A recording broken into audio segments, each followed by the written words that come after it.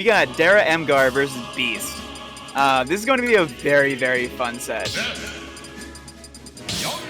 Okay, I was gonna say, like, the Young Link is kind of the antithesis to everything that Beast likes about this game, but... Also, RJ and Kelvin are low-key kind of shady for putting the both halves of the Tri-State Power Couple on stream right next to each other. But maybe this is Beast's chance to avenge Lyric on stream. All right, this is something that we get to look at a different way to orchestrate a Ness. Because while Dara does a lot of the strong stuff that Ness is known for, she does it in unorthodox ways, and that's thanks to her control scheme. I don't know if you can see it in the player cam, but that's a smash box, and that's a nice tech. Oh. Yeah, and I mean you're seeing the consistency in the execution right now.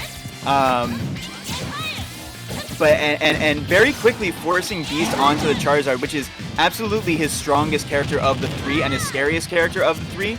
But also, like, you switch to the Charizard, and like at 117, you're not going to be switching back onto the Squirtle at this point. Like, you can't even really go to the Ivysaur because that requires you to go through the Squirtle in the first place. And it's a really big risk here. And this is a pretty big percent lead, although, oh my. Okay, that's a really, really good patience from Dara to not try to air dodge there, and knowing that they weren't going to be put into a tech situation. Yeah, honestly, it's amazing that Beast didn't find that kill, but good persistence on Dara's part. Like, she kept her angle strong, and she's keeping this ledge play going. And while they may not be necessarily mix-ups anymore, they are something that Beast has to respect.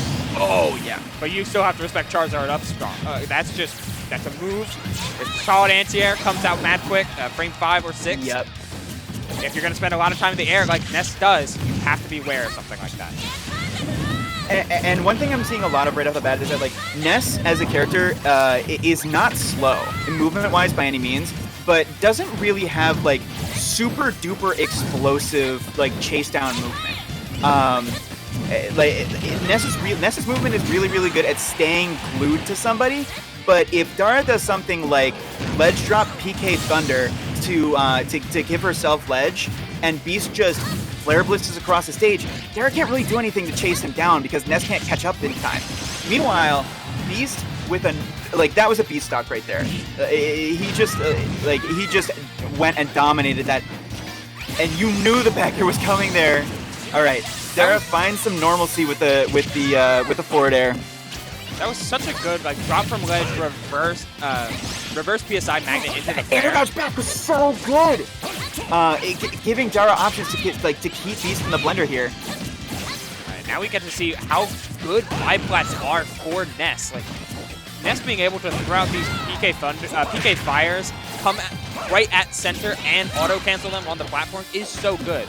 But now we also get to see the flip side of when Beast isn't forced to Charizard immediately, that Ivysaur and that Squirtle can still put in incredible work. Absolutely.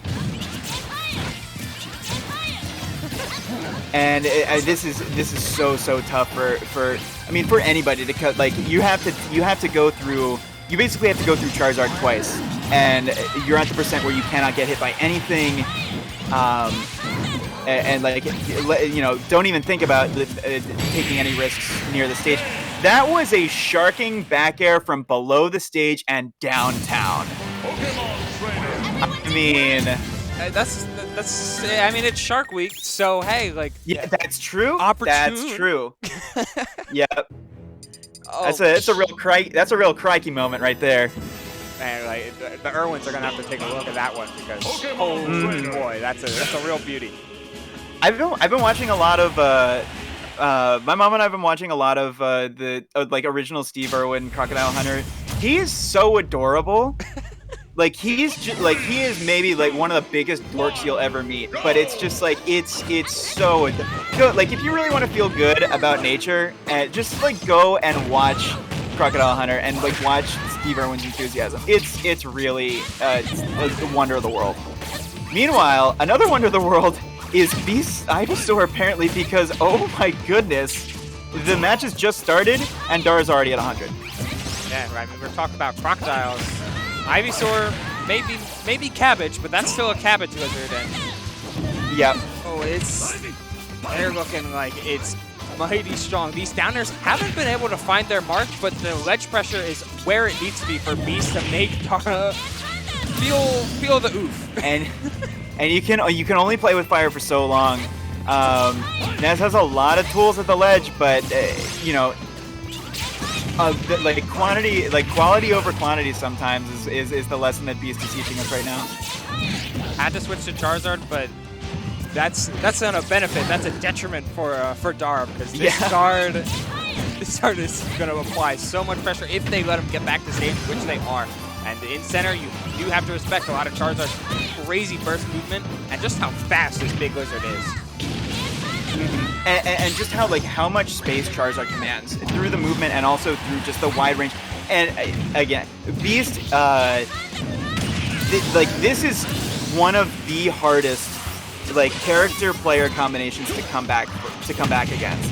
Like, you're down to your final stock in a best of 3, down a game already against Beast on Charizard with momentum. However, Dara's making me eat my words right now, because Dara's early game combos or early stock combos, low percent combos have been really, really fantastic. That was a Ness without a jump, and Beast just hung at ledge. But that could have been the end of the game. But I mean, we can't sleep on just how good he's been on ledge, and I'll get back into that in between games. We've got ourselves a heck of a stock to follow, and Ness, Dara, she has not been giving up throughout all of this, but you do have to be careful on how many times you're looking for regrabs, because that'll happen. Yeah. Dara on stage, Dara spent maybe about 40% of that set on the ledge and trying to get off the ledge. And she was doing absolutely everything she could to get off a ledge. Maybe at times a little too much, but it's hard to find where to strike that balance. And especially when you're dealing with some of these really brutal callouts from Beast, it's like, I really like the recoveries, but sometimes it's just not enough. Yeah, like her ability to get back to ledge was really something. Like, just creative angles, neat delays, bouncing off of the wall.